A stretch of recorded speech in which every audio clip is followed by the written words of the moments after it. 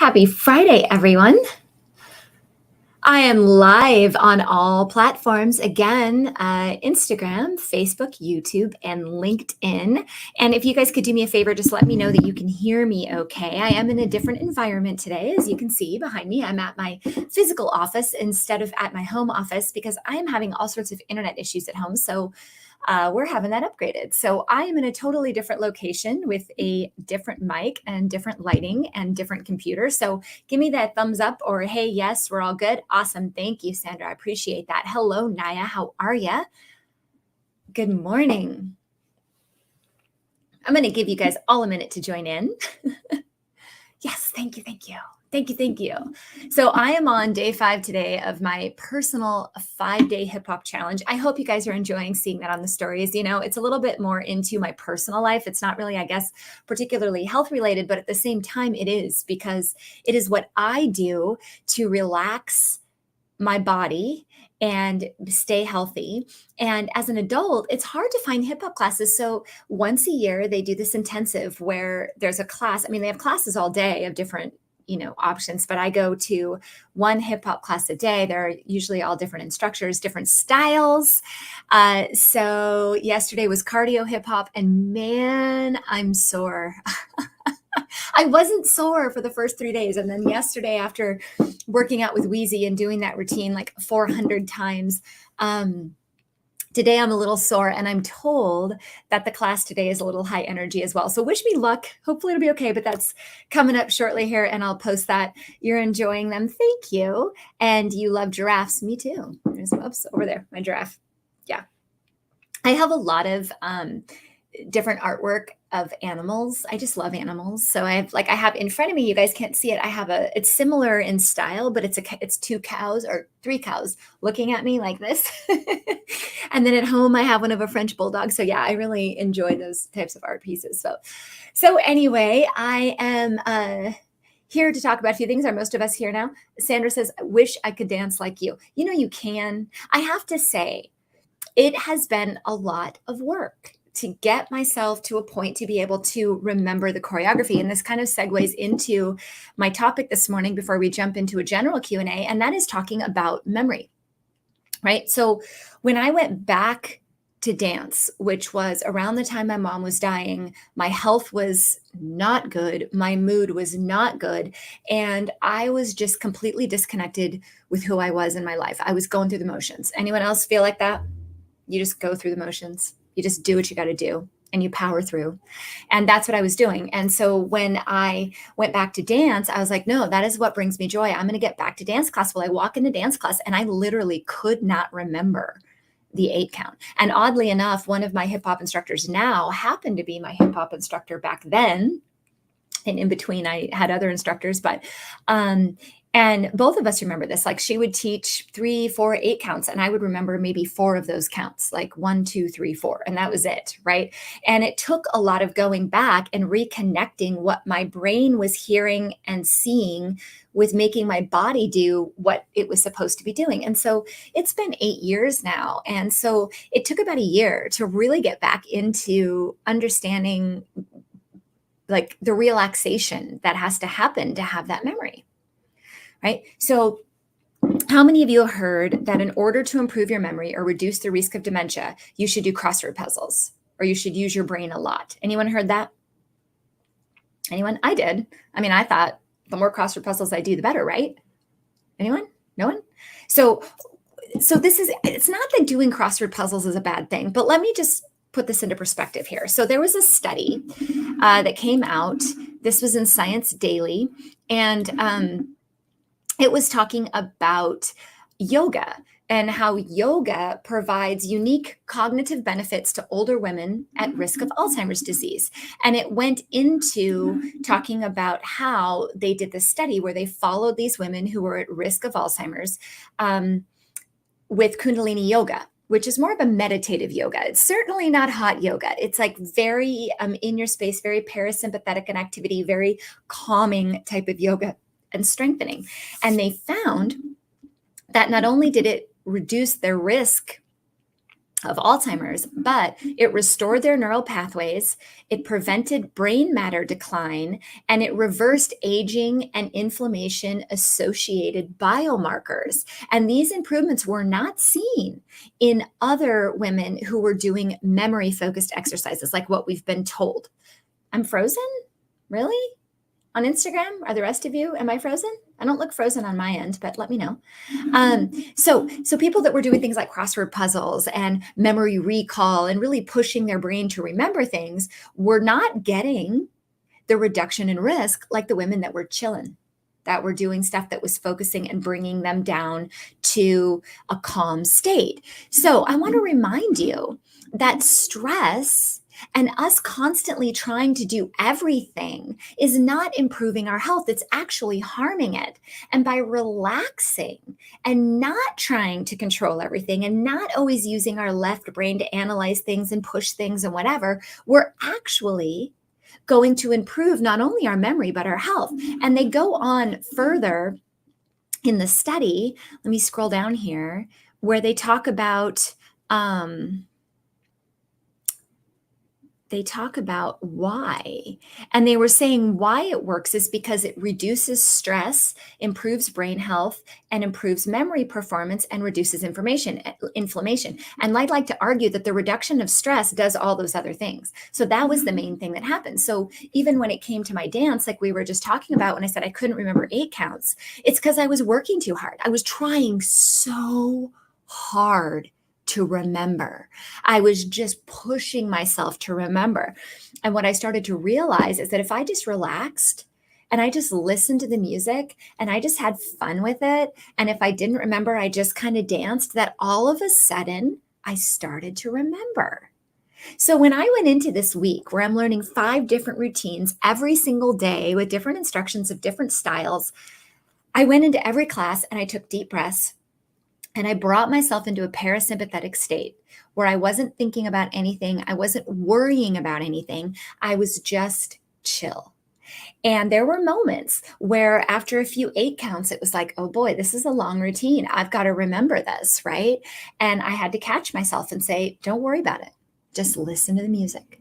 Just close your eyes and listen to the music. And I do this often in dance class. I learn the first half, no problem. And then the second half kind of gets a little bit fuzzy. So I actually, a couple of the times that we do it, I actually just close my eyes and just move it like this. I don't even dance it. Just to relax and listen to the music and not worry about every single thing. And every single time it helps me improve that routine. So the lesson here is we don't improve our health by constantly pushing ourselves to extremes. Often we actually have to relax. We spend too much time in fight or flight, not enough time in rest and digest. And memory comes from rest and digest. If you're running from a bear, you're not going to remember the flowers you ran by, right? You're not going to remember what it smelled like. You might not even be able to find your way home, right? Because you don't remember where you ran. You just ran. And we spend our lives in this all the time. And this study was showing that if you do actually take time to bring yourself down into a parasympathetic state, your memory will be sharper. And I can tell you, you will also lower your risk of cardiovascular disease, lower your risk of any gut issues. You will improve your sleep. You will age better. You will reduce your risk of cancer and other autoimmune diseases, or not other autoimmune diseases. You will improve your risk for diabetes and insulin resistance. You will improve your weight management. These are all things that have been well proven, because guess what? These 2 nervous systems, right? We got fight or flight, and we've got rest and digest. Rest and digest. Does that make sense? Is that interesting to anyone? Good day, Steve. Naya says, yes, I've heard that. You need to challenge yourself. Yeah, I disagree. Now, if you were doing crossword puzzles in a very relaxed state and you weren't overthinking it, I would absolutely agree that it could be very beneficial, especially if you were relaxed. But if you're like trying to power through them and getting mad at yourself that you can't get them done or that you can't remember and you're like obsessing over it, any type of obsession is usually not a good thing for our health in any extreme, right? We often talk about, these bad habits that cause health issues, but what about the good health issues? What about people that are extra strict on their diet? I had a conversation yesterday in a podcast I was recording, and we were talking about diet and how the blue zones all have better health, but ironically, they all have different diets. Now, they're all very whole food based, but the one thing that all the blue zones have that's in common, do you guys know what that is? Because it's not the food. They're all healthy food, but they're all different foods, right? So if you'd sit here and say, well, what's better, paleo or keto or vegan or whatnot? Okay, it doesn't matter in the blue zones. They're all different. But what's the same in the blue zones? Does anyone know? It's a little quiz. I'll give you a second while I read my questions here. Gardens? Good guess. Not it. Anyone else have a guess? You want to guess? Want to guess? Okay, here's the answer in the essence of time. The answer is community. They all have social interaction. They help each other. They support each other. They encourage each other. They gather. They have meals together. They spend time in a calm state. They're walking more. That's true, Naya. They're walking. You're right. Social interaction. It is social interaction. What is the one thing, and connection, very good. What is the one thing here in America that we don't have? And we're getting less and less and less of? Social interaction, connection. If anything, we're sitting at home more, and we're meeting virtually, and we're on our butts, and we rush through our meals. We shove them into our mouths, right? We don't sit together in a community. We don't make meals together, right? They constantly rearrange furniture. Are you making fun of me, Steve? I rearrange furniture all the time, and you know that, don't you? All the time. In fact, I'm staining a mantle this weekend. That's what my job this weekend. But yeah, social interaction, connection. Movement's an important one. I agree with you, but to the same argument, I know people that eat what would be considered a perfect diet and exercise every day and can't lose weight, right? Or they still have health issues. So there's a part of it, and I think it's an important part of it. But usually what I find is they're spending the majority of their time in a fight or flight state. So their body can't relax. So their body won't lose weight. Their body won't repair. How do we relax? We relax by connecting with people. We relax by interacting. We relax by exchanging positive energy with each other. And we are consistently going farther and farther and farther away from that in our culture versus these blue zones where everything is community. And I think that's something really important to remember. If you're struggling with health or you're doing, quote, everything right and things are not going the way you want, start asking yourself, how many people do I connect with in a day, right? How many people do I exchange energy with? Who do I give back to? What am I filling my soul with? What am I doing for me and for other people? And not when I say other people, this isn't a caregiver type scenario. You're not taking responsibility for that. I'm just saying you're giving them positive energy. They're giving you positive energy, not necessarily that you're picking up groceries for them and taking time out of your day to help somebody else. I'm talking about an energy exchange. Does that make sense? Yeah, it's interesting. It's interesting. So the study was interesting. So if you want to improve your memory, chill out. So we'll see. I'm on day 5 today, and I'm going into this last routine, and I've already forgotten all the other routines. So maybe that's good. Maybe that means it's empty, and I can go in today and just nail it. But we'll see. I'm going to go and relax, and I'm going to have fun.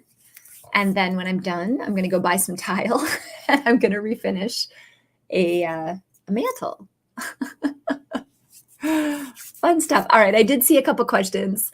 For those of you that are new here, say hi. Where are you from?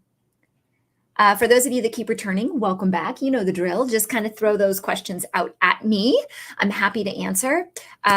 I don't really have, I do have an announcement. I will not be here next Friday for my live Q&A, and I will try to remember to put something on my story. I need to write myself a note to do that. I'm going to be at a conference, and it's in East Coast time. So there's literally no way that I could make this work. So with the conference time. So stories for live update. Okay. So I will not be here next week, but I'll be back the week after that. Okay. But I will post stuff for my trip. I'm going to be in Boston. Anyone from Boston? I've never been. So I'm actually kind of looking forward to that. I mean, it's busy and we do a lot. It's not like I have a ton of free time, but at the same time, I've just never been. So I'm looking forward to checking it out for sure. All right. I am open for questions. Where is the conference? Boston. I see that question. It's okay to ask. Yeah, I'm going with a bunch of amazing health and wellness professionals, this amazing group of doctors that are all trying to change the face of medicine, which is so inspiring and just always lifts me up because it reminds me, because I'll tell you, it's hard sometimes to come out and say, last week I was really worried when we were talking about Ozempic. I was like, oh man, I'm going to get all sorts of people beating me up, right? But you know what? I didn't, which was great. But you worry about that because when you do fight this model with another model, it's a very lonely place to be as a practitioner. And so having a whole network of health and wellness professionals that are, coming together to change medicine, and we all talk about it and we talk about how we're going to move forward with that and all of that. So I'm way excited for that. That's a lot of fun. So it's great. All right. If I'm flying over Ohio, give me a wave. Okay, I'll let you know. I don't know if I do, but I will. I'm not excited to fly. I don't love flying. I really don't. I love traveling and I love being new places, but I don't love getting there ever. I don't love driving and I don't love flying. I took a train once and that was kind of fun. I was okay with that, but I really don't enjoy it. So I see questions rolling in. I love it. I love it. Okay. I had one from Steve here. Any protocol besides ice for cracked ribs? Oh boy. What did you do? X-rays are negative for fracture. That's good, but I can't lay down or sleep due to the pain. Pretty miserable. Gosh, there's just a time of healing, and I'm obviously not an orthopedic. Ice would be important. I would be tempted to say maybe magnesium gel, more so for the muscular reaction to it, because if they're not fractured, they might be inflamed. It could be the costochondritis in there, it's inflamed around the rib head or around the rib. So I would say anything anti-inflammatory. So you could look at turmeric, take things topical, magnesium gel, definitely ice. You could always try Epsom salt baths if heat doesn't aggravate too much, and rest. Hang in there. I'm glad they were negative, but yeah, if that gets inflamed, it's really painful. It really is. As far as sleeping, try pillows, like long pillows and stuff to wrap around just to change the position of your body a little bit. That may help as well, Steve. Good luck to you, hun. Let's see. Does magnesium threonate really help the brain? Yes, it does. It helps it relax. So once again, going back to the earlier conversation, when your brain is relaxed, you're actually more focused. It's quite counterintuitive. You think you have to be more stimulated to be more focused. That's actually quite the opposite. The more grounded and the more set you are in yourself and calm you are, the more focused you are. So, and magnesium definitely helps with doing that. And Naya loves that I covered that topic last week. All right, well, I'm still probably going to get some haters, but whatever. All right, let me scroll back. I do see here on Instagram a bunch of questions, so let me catch up. I think I got most of the ones about social interaction. We got those. Okay. Fit20 has a question. Do you know some of the root causes of cluster headaches behind the eye? It doesn't even matter what headache it is. There are a bunch of root causes of headaches. There really are a bunch. So number one, obviously physical, you need to consider. Back of the neck, base of the skull, bones of the skull. Are you clenching your teeth at night? Are you really engaging these muscles here? So look at muscular and structural for sure. Look at gut health. Lots of research on microbiome and overgrowth in the gut and parasites in the gut and such on different types of headaches. Okay. Of course, I'm going to say stress. However, not always the direct impact of cortisol, although that can cause a headache, but also just the side effects of that with nutrient deficiencies, tightness in the neck, hormone irregularities, right? So if the hormones are off, you can get that as well. It's like headaches are like, this is how I think of headaches as a practitioner, which might be different than you're used to. So here's how I think of headaches. Headaches is the body saying, listen to me. I'm done. Listen. You're missing the point. I'm going to slow you down. I'm going to stop you until you figure it out, right? So most likely there are other symptoms that you're experiencing. Those other symptoms were your body's first attempt to say, hey, something's off here. Maybe it was bloating. Maybe it was food sensitivities. Maybe it was a sore neck or a rotation, something. And you didn't respond to it particularly well, maybe. And so the body's like, all right, man, I'm taking it up a notch. So I find that with most headaches, by the time you get a headache, it's your body screaming. It's like, please listen to me. So my advice would be back up a little bit, take a look at the entire picture. What else is going on? What are your labs saying, right? Look at it from a holistic viewpoint and then start treating the other symptoms, because most likely when you start to look at the other symptoms and addressing why those are happening, you will also see improvements of the headaches. Some remedies for headaches, I have a ton of information of this on my website. In fact, go ahead, if you go to drpingle.com and you Google headaches, or even if you go into Google and say Dr. Pingle headaches, I'm sure it'll pull up a bunch of stuff. I'm sure, but peppermint oil is a great one. All right, let's see. What do we got here? Ways to possibly improve kidney health, not diagnosed with any issues, just have a family history of kidney issues. Well, you want to keep your kidneys healthy. And the reason you want to keep them healthy is because they remove waste. So if you're not diseased at this point, but you're concerned about that, my first question would be, what was the other state of your family members when they developed kidney problems? Was that the only thing they developed? Right? Or did they have diabetes first? Or did they have heart disease first? Did they have a poor diet? Were they really toxic? Did they work in a toxic environment? Right? So a lot of the times it's more environmental that can cause some of the issues with the kidneys. If it was simply just kidney and they were like the pillar of health, except for kidney, I would definitely look genetically as well and see if there's some sort of genetic mutation that might be leaning towards the efficiency of the kidneys, like maybe their filtration rate is lower. You can actually have that checked, the filtration rate, the GFR, see if it's lower. One of the best ways to take care of your kidneys is water. And I know that sounds simple, but water matters, right? Also, toxic exposure. So always looking at maybe helping clear the liver, support the gallbladder, support digestion, support waste removal. So make sure you're having bowel movements a couple times a day. Make sure you're urinating, drinking enough water. Those are the things I would look at. But most of the time when the kidneys start to fail, it's due to something else, most of the time. So like diabetes, for example, will result in kidney disease. Autoimmunity, like lupus, things like that will result in kidney disease. I'm trying to think of other ones. Any type of inflammatory condition can result in kidney disease. So I would start there. Just look at, was it just that or not? And then start working backwards from there. Okay. And there are a lot of herbs and such that you can use for the kidneys. But if you're keeping them healthy and it's a low toxin level and you're eating well and you're exercising and you're giving them water, unless there's an actual genetic mutation, you may not need any of those herbs, right? They may not be necessary. Why take something you don't need? Right? All right. Question on estrogen. How you guys doing? Doing all right? Thumbs up? Stars, hearts, we did? All right. I'm drinking my smoothie here and it's like making my mouth like full of blueberries and protein.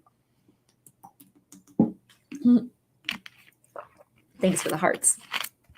All right. When your estrogen levels drop, can it cause internal shaking? Really struggling with trying to get the right balance with HRT. When you say internal shaking, I just have to assume what you mean, feeling like you're just kind of buzzing a little bit. If you're playing with hormones, if you're playing with putting hormones in, a lot of the times people go too high. And a lot of the times that will cause a nervous system reaction or an overstimulation. So if what you're describing is more of an overstimulatory effect, I definitely would say that the hormones are probably too focused in estrogen and testosterone and not focused enough in progesterone, or the hormones are converting into cortisol.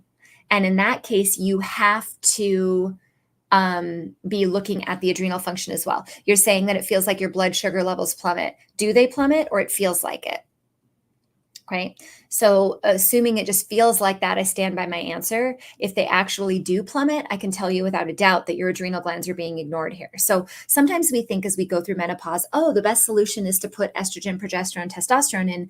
But here's the problem. If you put those into a body that's leaning towards a stress response, it's going to convert into cortisol and it's going to cause a further stress response. And that's not going to allow them to be utilized. And that's where you have risk. Because if you're not using the hormones you're putting in, that means your body's either converting them or storing them. And in both cases, that's not necessarily the right thing. And I love bioidentical hormones. I use them, I prescribe them for my patients. But at the same time, I really look at adrenal function first. And in fact, there's been many times where people will come to me and they've been on pellets or they've had long-term HRT, and I actually give them a cleansing period of 6 months to a year to change all those receptors and to let them bottom out while I treat the adrenal glands. And then I go back in and put in the hormones, and they work at a totally different level. And it's so much better. So I would say, if you're having a reaction that's overstimulated or feels like your blood sugar's off, there is a conversion somewhere, and it's probably going to cortisol, or the hormones are way too high. I'm definitely the lowest effective dose type person. Give the minimal amount needed of anything in order to get the biggest response. Let the body do most of the work. Give it support, not replacement. In fact, I don't really like the word bioidentical hormone replacement. I think it should be bioidentical hormone support. Because even if past menopause, like I realize that maybe you don't make estrogen anymore or anything, but the body has other ways, like through the adrenal glands, for example, to make some hormone. So just because the ovaries go doesn't mean that you don't have a capacity there. It's just more an issue of what state is the body in. And a lot of the hot flashes and the fatigue and all of that are coming from cortisol being too stimulated and not necessarily the low hormones. So you have to kind of look at all of it and figure out, where exactly is this coming from and where can I support the body and what the body is trying to do.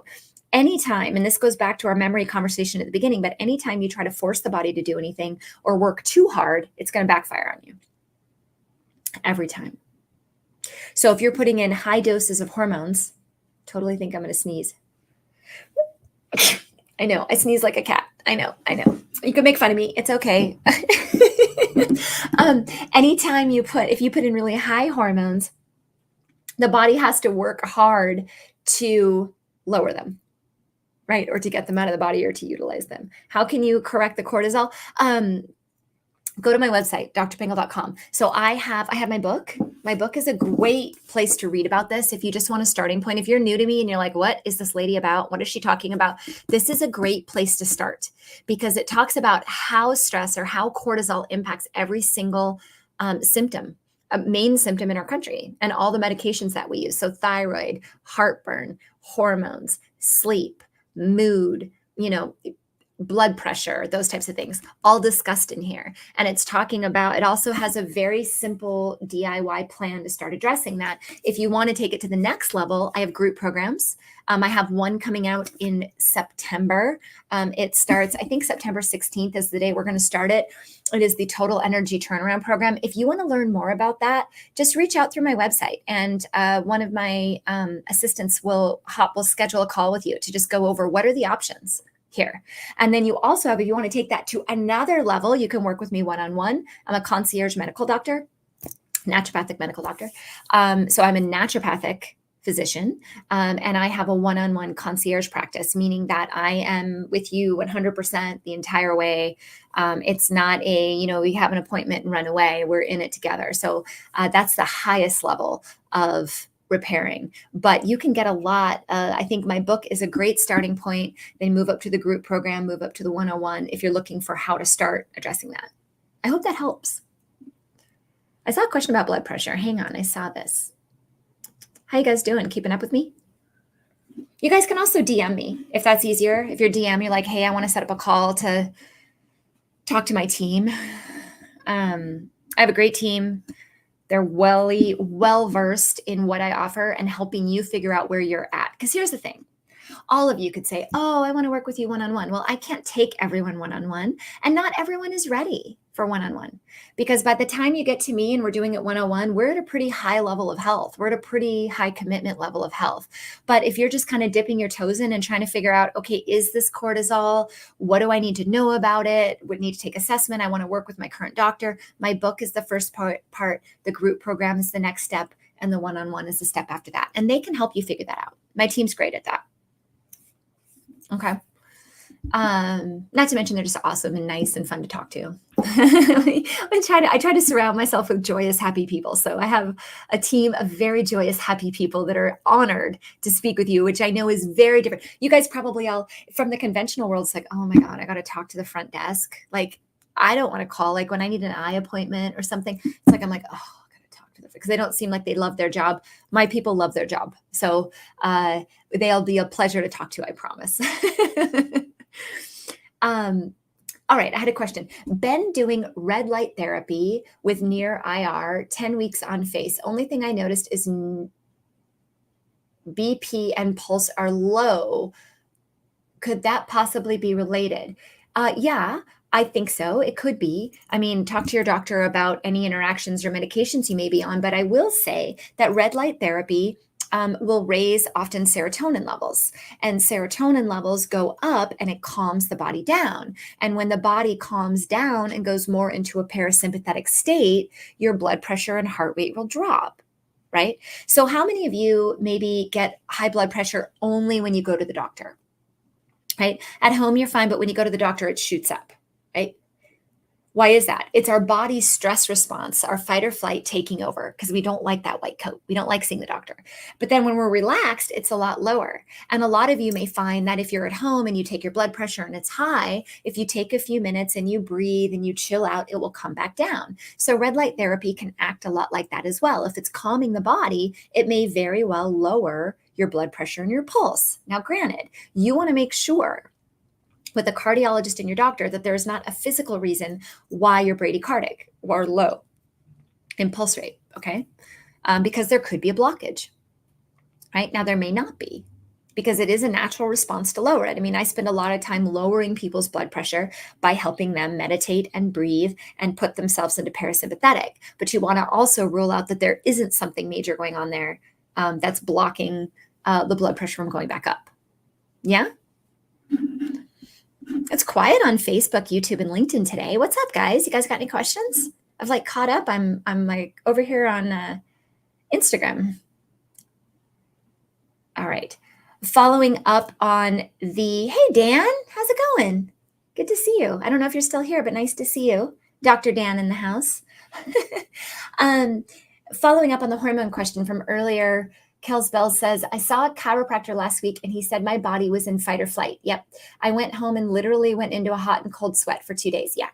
So the first thing to do is to bring that down. You got to take yourself out of fight or flight.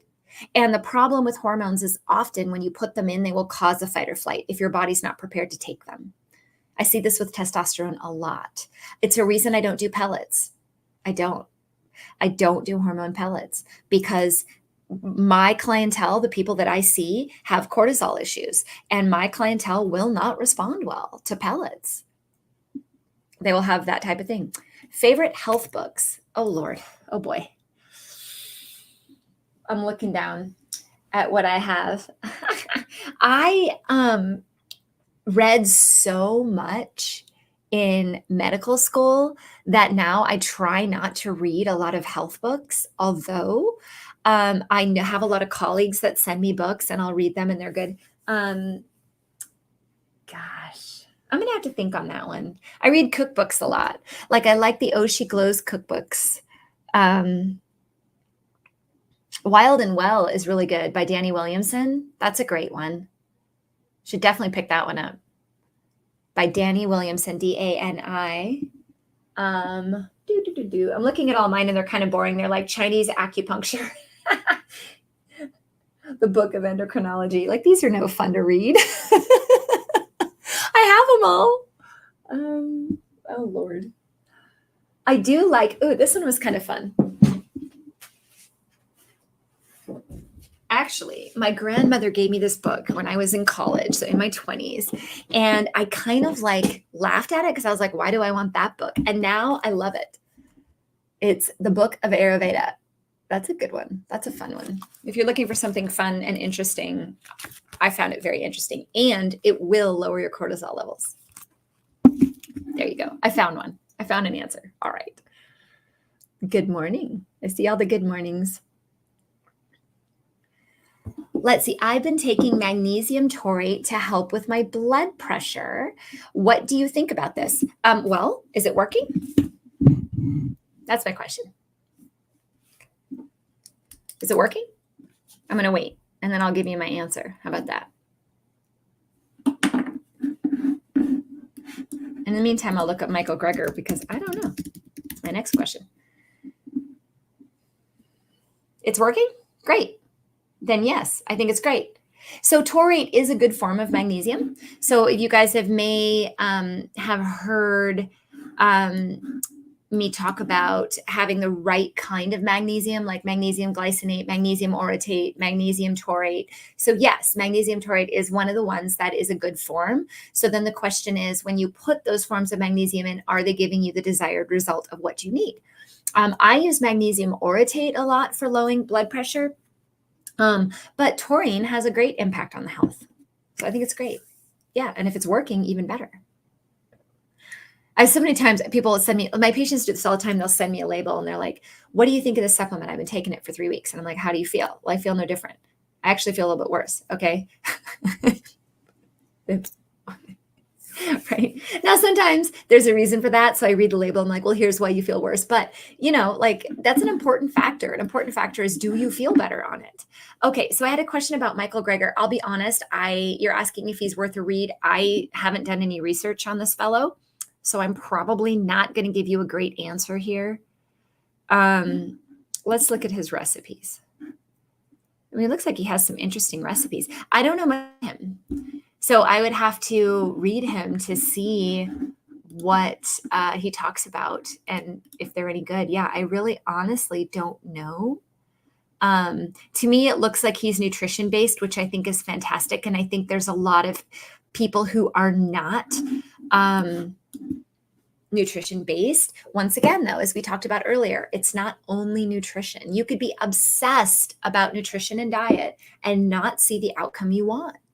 And I actually have quite a few clients like that, because my clients are pretty like type A, like kick-ass people, right? And a lot of the times they're doing everything by the book and they're not feeling any better. And the problem is the stress response, how stressed out they're getting themselves.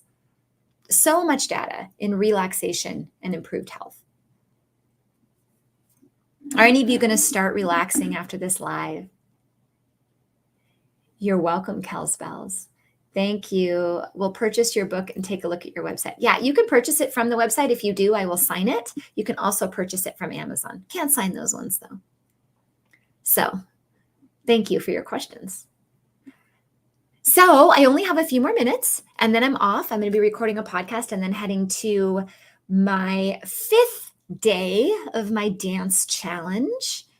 And then I will put together a reel of all 5. You guys can check that out. Let me know what you think. I want to know how you guys get your exercise and if you find joy in it. Because I think we always think that exercise has to be like torturous. We can't have fun with it. And that is so far from the truth, because when it's torturous, you're going to be stressed out during it. So it needs to be something you enjoy. So do I have a lot of dancers out there? Whether you're good at it or not, do you just love to dance? Like, there's nothing wrong with just turning on music and dancing through the house as your exercise. Sandra's asking, do you have best relaxation methods? And she loves strength training. Strength training is great, right? Just don't push yourself to the point of exhaustion, right?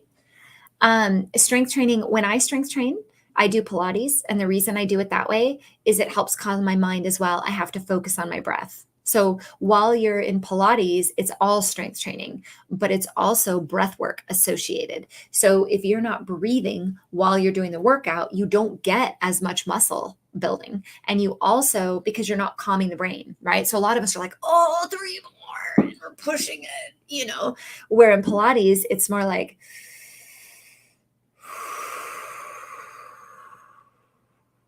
huge difference. Same amount of weight, right? Different intention.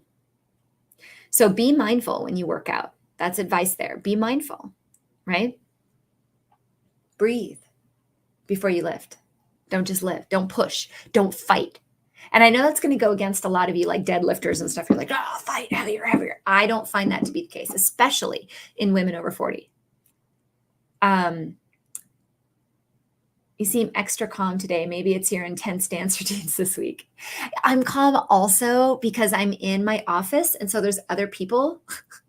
So I don't want to be like screaming and yelling like I normally do. So I'm trying to be a little bit quieter so my neighbors aren't like, oh my goodness, what is wrong with Dr. Pingle? But you make a great point. I am very focused and very calm this week. And I have no doubt it's because of dancing every day in such a capacity, and really taking that extra energy of mine and just honing it in there.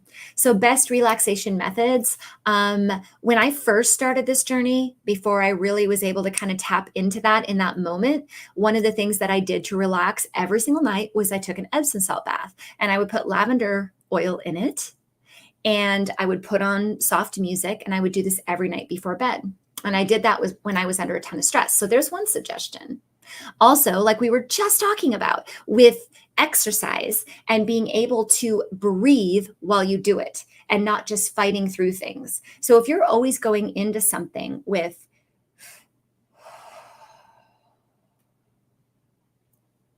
and then going, you're actually working on accessing the calm part of your body, your calm nervous system. Does that help? But yeah, I think doing things that you love. Can lavender be estrogenic? I haven't seen it to be that way unless you're looking at the long-term pathway changes between cortisol and estrogen. So lavender has an impact to be able to calm cortisol. In fact, it's been shown to bind to GABA to calm the mind. And it's been found to be really helpful in elderly dementia patients for improving memory and for lowering outbursts. Because, obviously, when they lose their memory, they get very agitated. And so there were a ton of studies on using lavender oil in lowering that agitation. But as you lower the cortisol and you fix the body